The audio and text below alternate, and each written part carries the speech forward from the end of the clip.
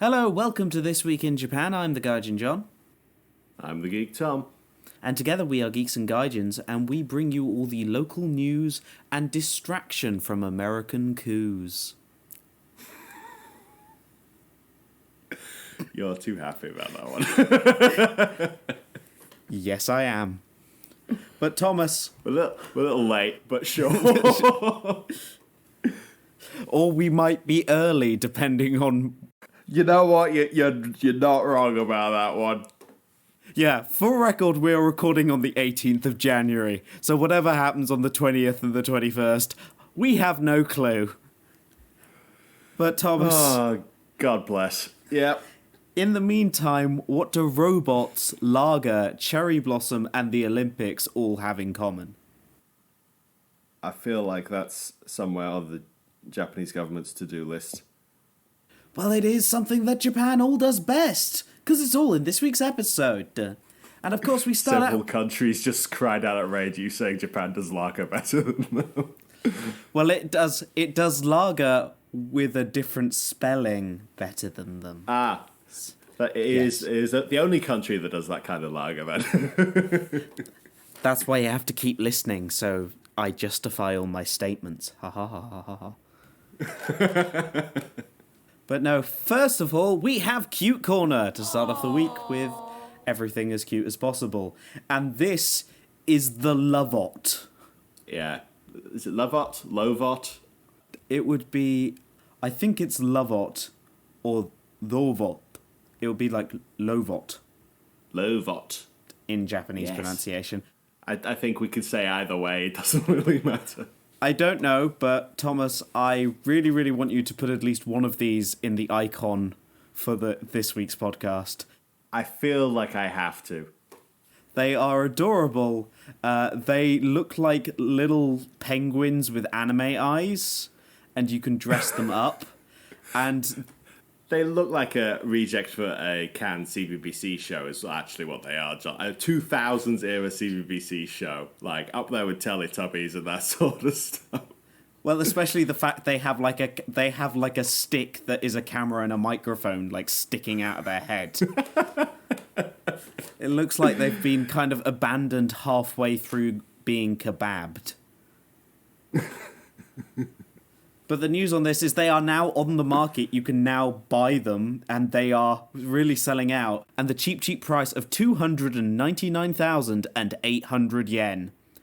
It's that 200 yen that stops it being that prohibitive 300,000 yen.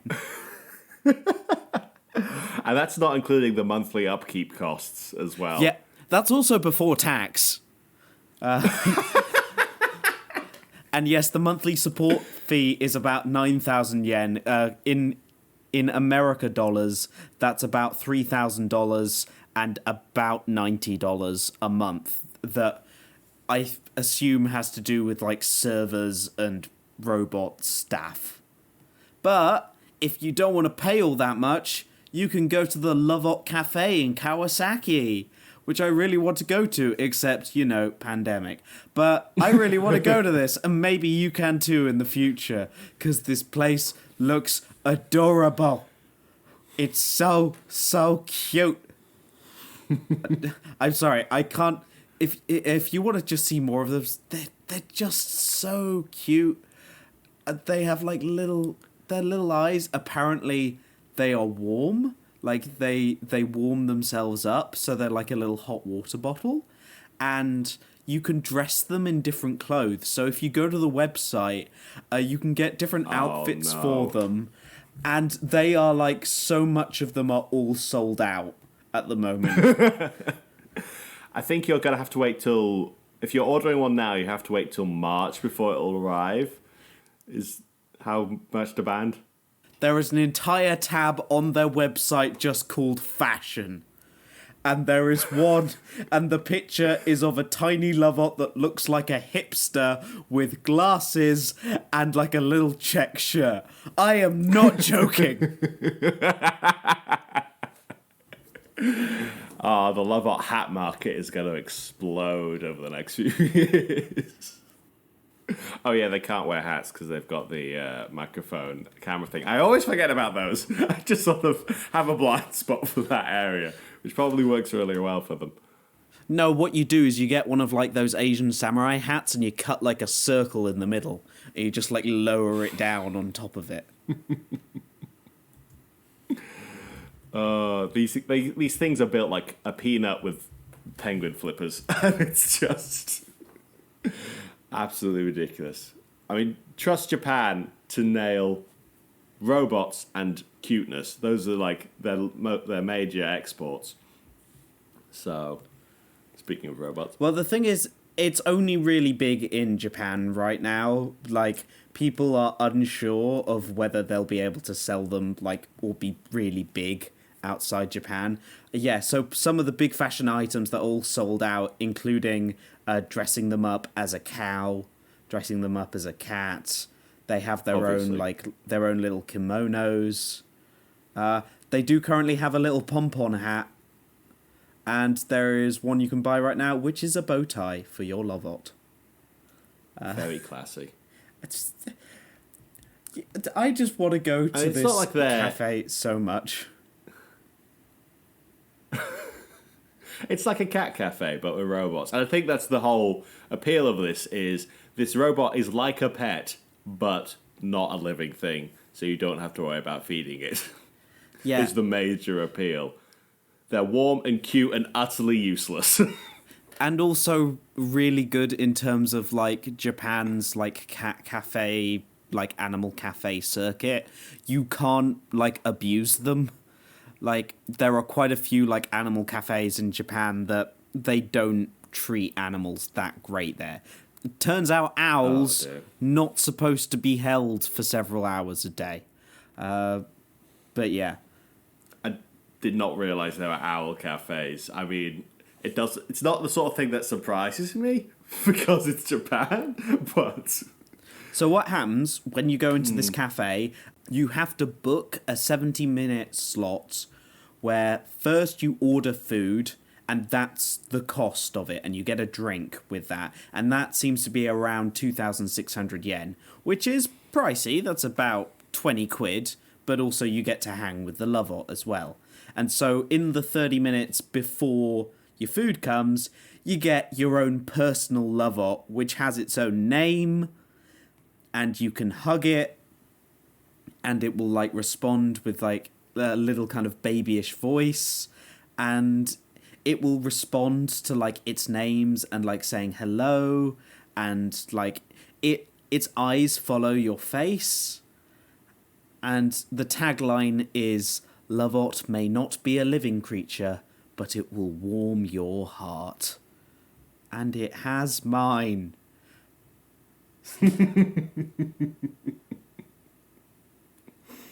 So apparently they take away your lovot when you're eating, and then you get food which has some kind of cute lovot branding. And of course the cafe itself, everything looks like lovots. But then when you finish your food, there is a little playpen and stage filled with different lovots, including the one that you got to spend time with.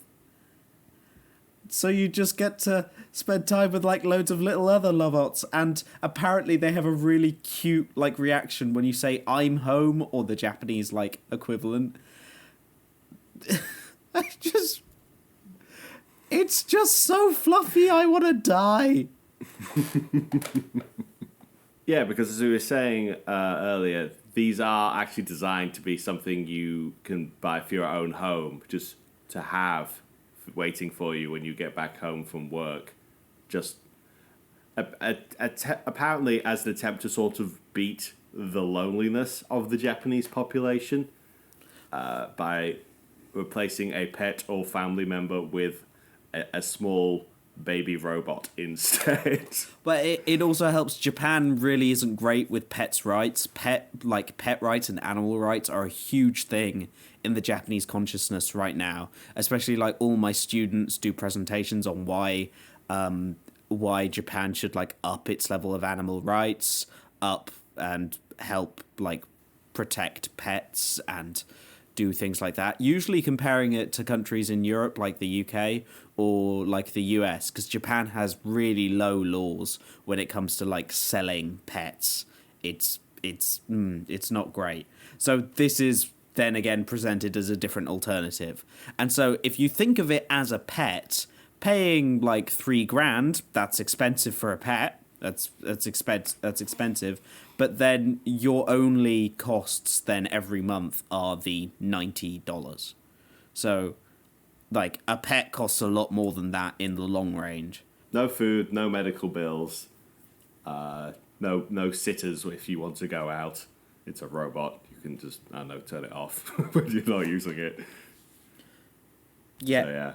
Yeah, so it's the kind of thing. And also, like, animals don't always want to be hugged, guys. Like, seriously. Put that cat down, Thomas. Put that cat down. Fine, I'll just have to find another cat to hug until it leaves me as well. Yay. Just have a collection of cats. It's time for English. English Corner. Because in English Corner, we talk about how English has always been left and lost on the Japanese. Oh dear. Oh dear, oh dear, Yeah, oh we're dear. going dunk on some people speaking 2 languages, son. Hey! Oh no, this is even more. Well, we've talked before about English and the fact that one thing about English in Japan is that it's trendy, which is a weird kind of thing that doesn't happen with other language mixes. Yeah, we're also not like dunking on. Yeah, we're not dunking on individual people. These are massive brands. They can go at themselves. Yeah, that's the thing. It's either the government or a brand who's like, no, we're deliberately going to make English a mess, either because we don't care or we think we're right, or like John said, because we think it's cool. We're just like, all right, that sounds fun. But this was actually a mistake. Oh, This comes from Sapporo. Sapporo is very famous for its beer, and there is a small brewery in Sapporo that are releasing like a limited edition lager. And however, 4 days before it was due to go on sale, when they'd like promoted pictures of it, they noticed that they had spelled lager on the outside as Lagar and not Lager. dun, dun, dun. How terrible. And they decided that because this was such an issue on their limited edition beer, that they were cancelling the new release. And they released a statement that reads, "Due to incorrect spelling found in sections of the beer tailored product design, we have decided to discontinue sales. We sincerely apologise." This is because of one letter spelling. And I will note, like, in Japan, there's loads of English on packaging, and maybe 60% of it is spelled right. And that's being generous. However, people were going like, no, one, that's dumb. Like, I've seen worse mistakes, like, every day. And they're like, no, just bring out the beer. Also, it's kind of fun. Like, also don't throw away all the beer. Obviously, because this was only 4 days before the release. All the beer has already been canned, so it's just going to be a waste. So now, they cancelled it on the 13th of January, but they have just announced that the product will now go on sale on the 2nd of February. So thank you all for everyone, and we sincerely apologise for any inconvenience. So yeah, now you can buy limited edition lager. I mean, I respect that. As someone who also knows the feeling of making one tiny mistake and immediately wanting to shut everything down and not try ever again, I respect that they're going forward with this.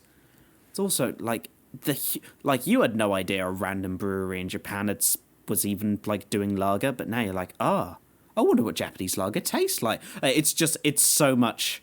It's just all the promotional things. Just maybe they did it on purpose. Oh my god. It's a lagspiracy. And you've been entwined in their spider's web of lies They got us, Thomas. and marketing. I'm sorry. They got us. Tomato, tomato.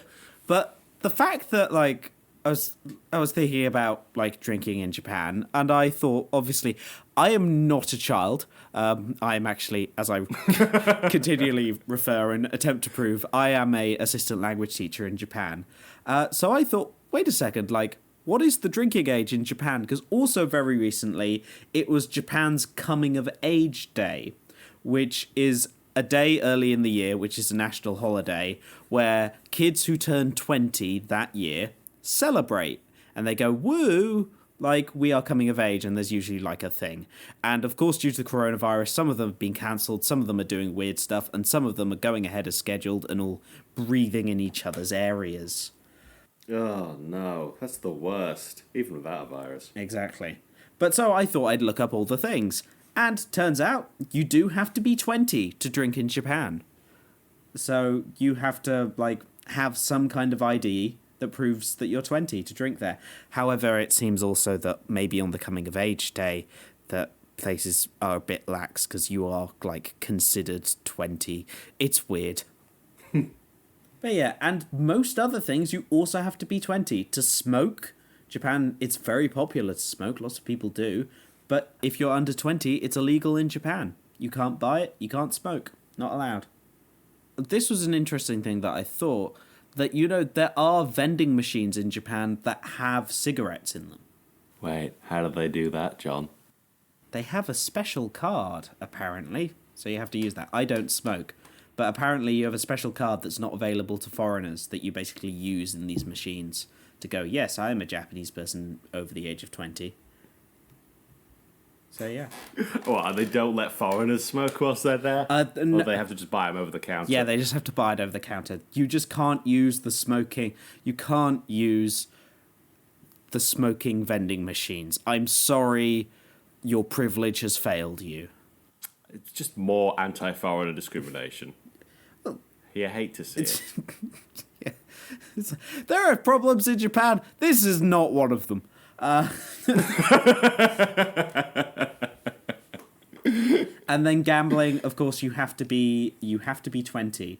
But also, if you are under the age of 18, you can't go into a pachinko parlor, those dens of vice. And even if you're a high school student and you're over 18, they're like, nope. And also, there are something... Obviously, none of these things apply to me, so I don't care, and I don't even think about it. But apparently, if you're under 16, you can't karaoke after 6 p.m. unless you're with an adult. And if you're under 18, you can't karaoke after 10 p.m. So no late-night karaokes for you foreign exchange students.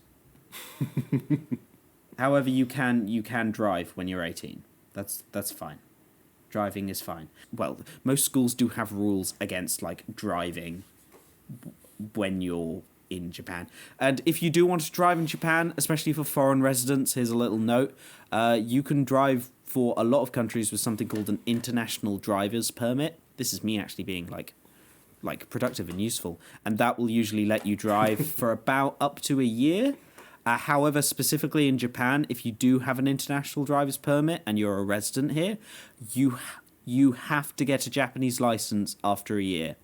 If you continue to stay in Japan for 2 years, and even if you get another international driver's permit, they go, no, not allowed. And it is illegal, and you can then be charged, and you could then be deported for driving without a license. They take their driving laws very seriously. However, for lots of people from lots of different countries and some states, it just requires paperwork to get your Japanese driving license. I think I've talked about that on a podcast before, but I can't remember. It likely came up when we did another segment on getting a car. Yeah. But if you do want to find more, there'll be links to the articles and stuff in the description. And also, if you do plan on driving in Japan, just remember they drive on the left, like colonial nations. I don't know why that happened. No one does, but yeah, they drive on the left. So it's fun for me, and really funny for any Americans. They're so scared. But now, let's chuck it round. Tuck. Again, it's time for Snackera Corner. Please clap. It's a portmanteau of Sakura as in cherry blossom and snack as in the snack break we usually do. Just let him have his pun, ladies and gentlemen. He's very proud of it. I'm trying, okay? Well, Is it a little early in the year for Sakura, John? it is, but two things have happened. One, I went shopping, and two, Weather News, which is used by a lot of Japanese TV programs, have just published their Sakura forecast. Because Sakura only, like, a lot of the very popular styles of Sakura, the popular breeds? Species? Trees, innit? They only flower... Fair enough. Variants or whatever. They only flower for about a week. I'm making them sound like they're the new iPhone. It's like, you can only get this for the next week, then it's gone. But yeah, so everyone, of course, wants their Insta snaps, and generally to go to, like, the nice flower watching parties, which are a thing that happen. And so they need to, like, schedule it. And so what they do is there is a literal cherry blossom forecast. And so it usually starts out in the southwest and then gets later, like, going further to the north. So northeast Hokkaido is usually the last to get it. So it currently looks like western Kyushu and southern Shikoku, you'll get your Sakura. Sorry, I should get my weatherman voice on. So it looks like that you lot down in western Kyushu and southern Shikoku, you should get your cherry blossom starting at around the 20th of March. But then as we keep on going through that week, it looks like Tokyo will probably get it about the 21st, and it looks like the Tokyo area will get it around the 21st, but if you are very lucky in central Tokyo, you might get it even ahead of then. Looking at some of the trees might bloom around the 18th. Then going further north, we're looking towards the end of March. It's about the 29th, maybe, going north. And then we have to go into April as you get even further north. And then late April for parts of Hokkaido. And then even sadder, as usual, the 9th of May is when you get the last cherry blossoms all coming in northeastern Hokkaido. It's basically late March through April. And so, of course, that's the time for graduating and all the lovely stuff. But yeah. So, sadly, guys, no matter what the government says, I don't think you'll be able to come to Japan this year to look at the cherry blossom. So please stay at home. Please refrain from cherry blossoming. It's not safe for you, and it's not safe for the people of Japan. It's all just... Exactly. Wait till next year.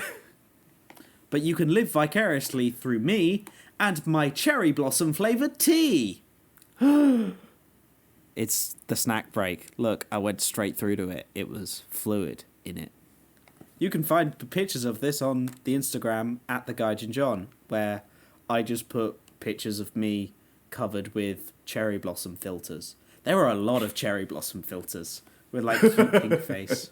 It's great. I haven't actually opened this yet, so I'm going to open it on the podcast because I want to get the smell. Cherry blossom doesn't really have a taste. It's just kind of flowery. Usually cherry blossom flavoured stuff kind of just smells like the Japanese equivalent of Parma violets. They're the small, like, candy, like, that smell of... Oh, I see what you're getting at here. God, it's been a while since I've had those. Hated by children everywhere. They do just taste like purple sugar. Yeah. They're not that Here we terrible. go. So, oh, wow. So obviously they smell like tea, but it's kind of like a quite gentle, like, it's a quite gentle smell of, like, flowers. Like, I was expecting this to kind of, like, be bad when I first opened it, but I actually know this might be okay. I like flowery tea. My favourite tea is Earl Grey, because I'm a stereotype. But yeah. They are by Lipton. I think, what was it? This is a pack of 14 tea bags. It was about, like, the equivalent of £2, about 300 yen. So, like, not bad for a special thing of tea. That actually smells really nice. And I'm going to go put the kettle on. Okay, everyone. So I'm back. I obviously haven't put any milk or sugar in it, because that's not a thing you do in Japan. I know, they're crazy over there, right? And they say to leave it for about a minute, and wow, that does just smell of... That actually smells of cherries. That's weird. Oh my, that's my problem always with like really fruity tea, is that I always think that, oh, this is going to be super sweet and great, and it never is. It's just like, yeah, mango tea. Oh, that smells great. I mean, you are partly setting yourself up for failure there, but at the same time, if you're advertising mango tea, you expect it to taste like mangoes. That just smells... It almost smells like artificially sweet. Like, that almost smells like Haribo cherries. It's that. I think that's about a minute. That is well brewed. I have it in my Japanese tea mug that I use for all my things. Yep, smells like that. It's by Lipton, by the way, who do the iced tea in the US, you might know. But they just do normal tea here in Japan. But here we go. Kampai. You don't really do that for tea. I don't know what you say. We know there's definitely a Japanese word specifically for drinking tea. We just haven't found it yet. Okay, so it does actually taste slightly of cherries, and it's not... I'm surprised how good that is, because it does just taste like a nice black tea that's slightly floral. Way! It doesn't do the horrible thing that I was saying before of like being like, oh, we're so sweet, and then being like, yeah. It's... No, that's really pleasant. I did not expect that, because if you look at the packaging on my Insta, it is a box of pink. Yeah. I was expecting something that your aunt loves, or something, and goes, oh, I've got this lovely new tea. I mean, it looks like some sort of cleaning product more than anything. It's just... It looks like detergent or something from the packaging. So... But no, if you are in Japan, because I don't know if you can get this outside of Japan, I do... If you like just... This isn't even like if you like a fruit tea. If you just like black tea, like, this is a really nice... Like, it's a really nice blend. I quite like it. And Lipton, like, their usual tea is... Yeah, it's alright. It's not great. It's just... It's... you get it for quantity, not the quality. But this is a nice experience. I'm quite enjoying this. Mm-hmm. I give this a non-quarantined cherry blossom viewing out of 10. Yay. But sadly now, we have to go back to the real world.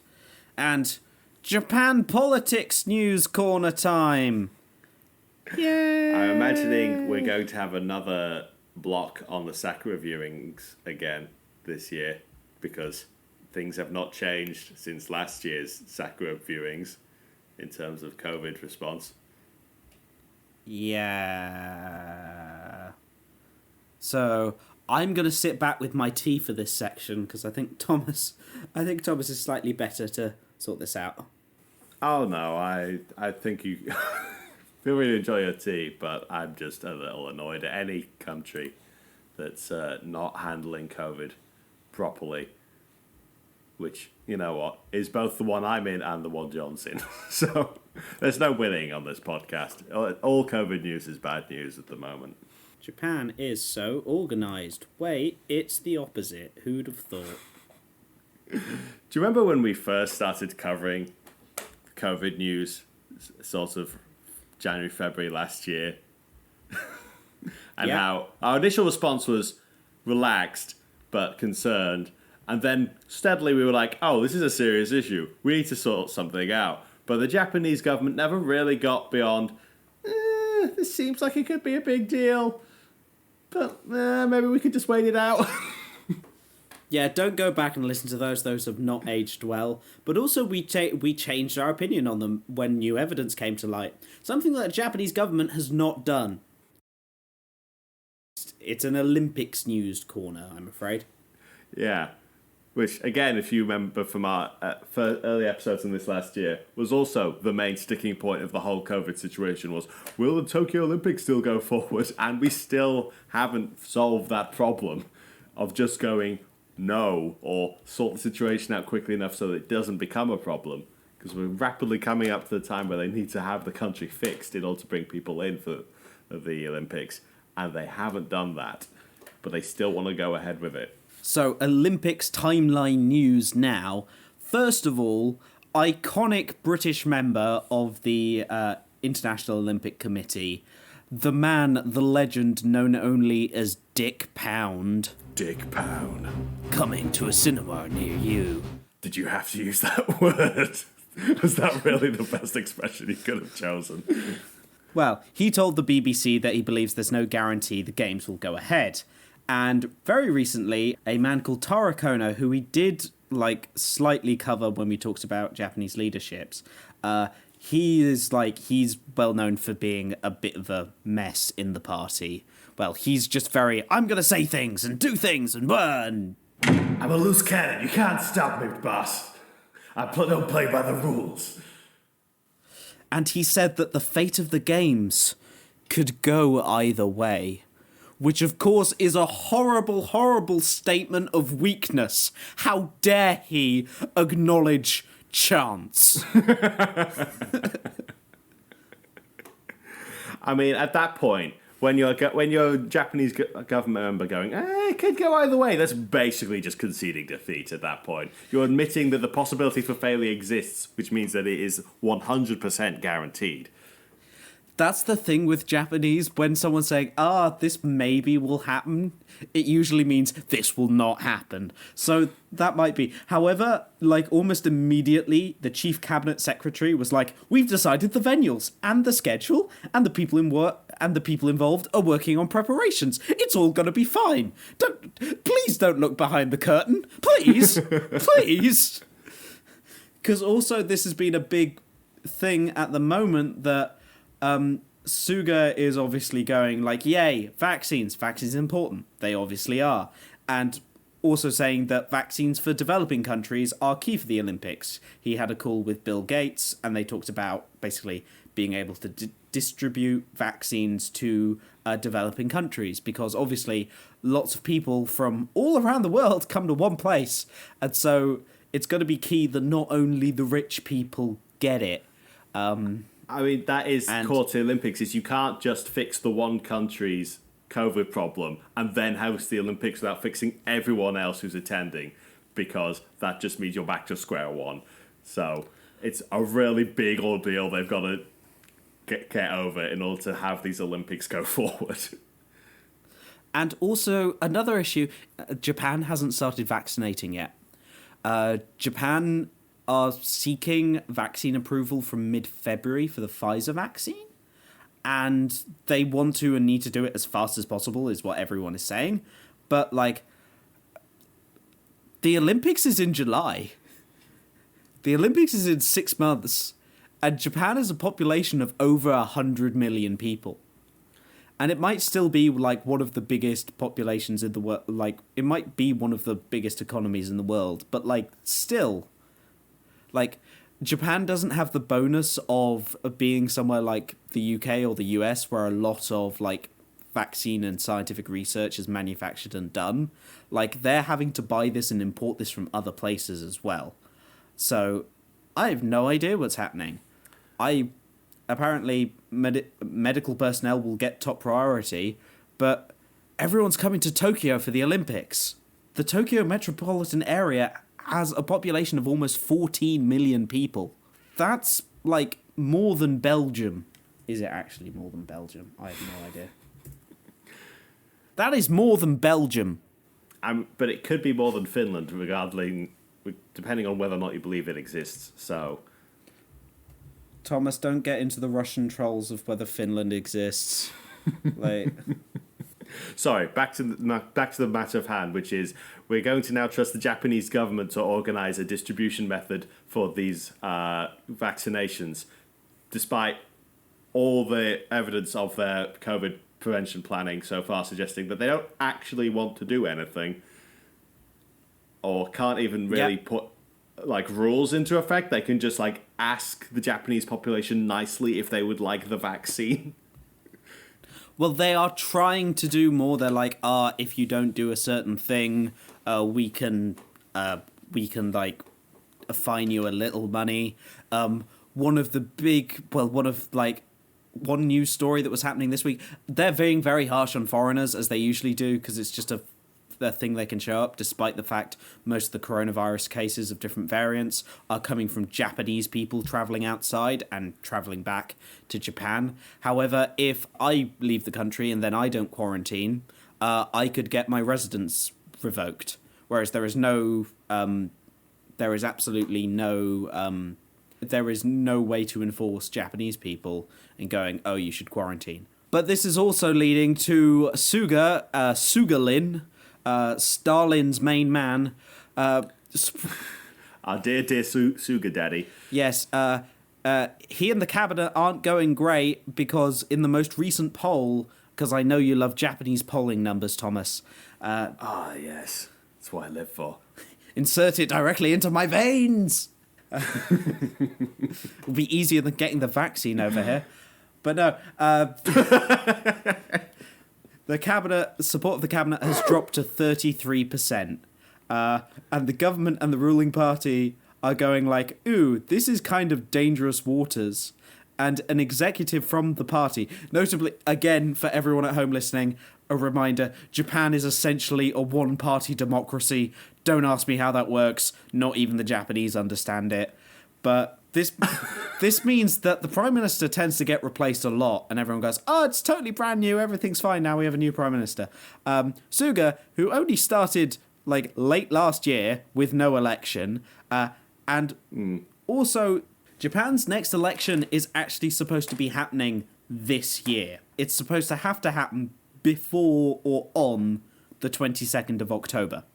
So Japan has a bit like the UK system of where there is a time limit where the election has to be called within. So you have to have an election by this date. It's not on a set time, but most people think it will be by this August.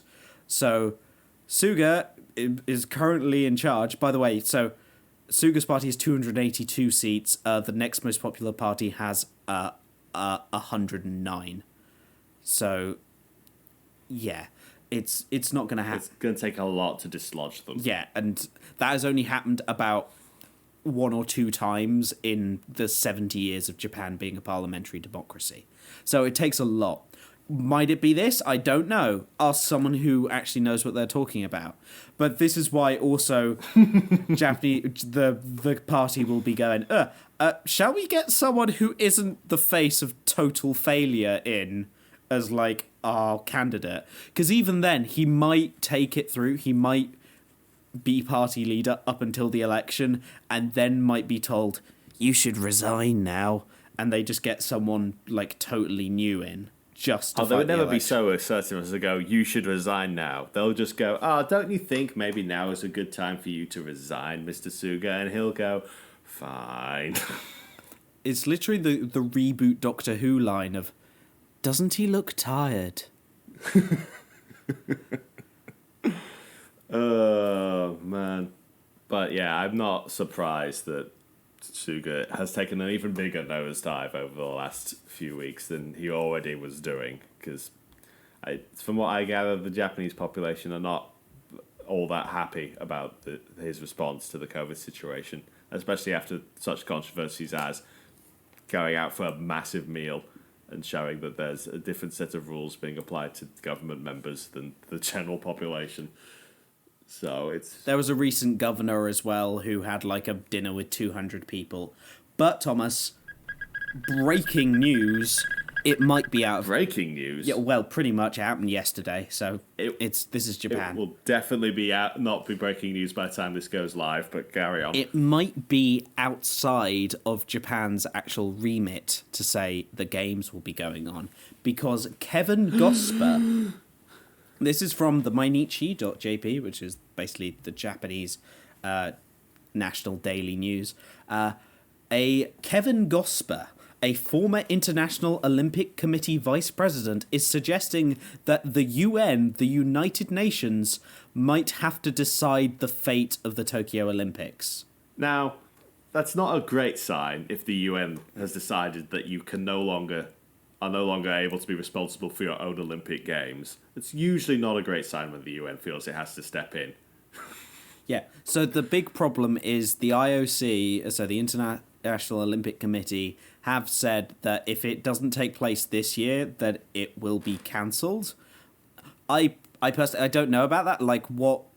Oh no, what's the worst that happens? It might clash with other, like, athletic things, but oh no, you have the Winter and the Summer Olympics in the same year.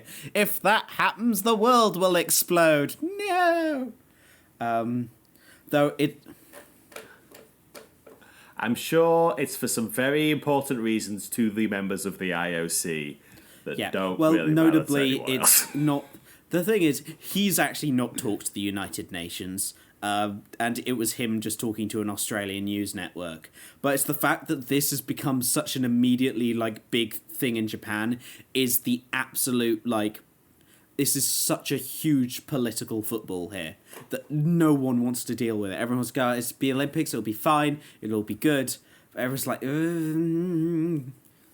yeah.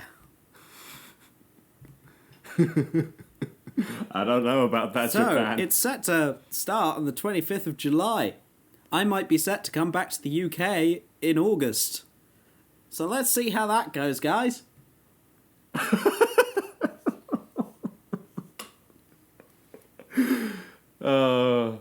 Did you ever think you'd be this eager to leave Japan? I don't know. If everything is fixed by then, I might have a nice month travelling around. If not, who bleeding knows? Apparently, the torch relay will start on the 25th of March. So, let's see how that goes. Oh, dear. Yeah. So that's an epic, and I'm afraid we'll have to leave you with that this week. By the way, I'm still drinking the cherry blossom tea, and it is still delicious. British man approved. If you want to listen to more, you can, of course, find us on iTunes, Spotify, and Podbean, or any other podcast-related place that you like. If we are not on one of those and you'd like us to be on them, you can email us at geeksandtheWordGaijins@gmail.com. And also, we are always on Facebook and Twitter, and Thomas does some beautiful stuff on the Twitter. He really does. You can see him do silly things. Aww. And we have been known to stream on Twitch occasionally. Who bleeding knows whether we will in the future, but we might be coming back. Who knows? It's hard, but you should follow us so you know when we do.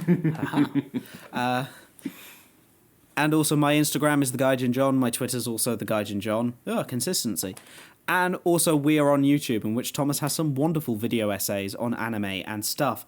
And of course, also, very soon, I think they might have just announced the anime, the nominees for 2020. So we might do something about that. Who knows? Certainly not me. We can give it another go. Exactly. So all you guys stay safe out there, and hopefully may the Cherry Blossom Fairy come to your door early, and may your robots ever be filled with fluff and charged. Yes, join us next week to find out what other grave social ills Japan is trying to fix purely with robots and nothing else. With cute penguin robots, they have flippers.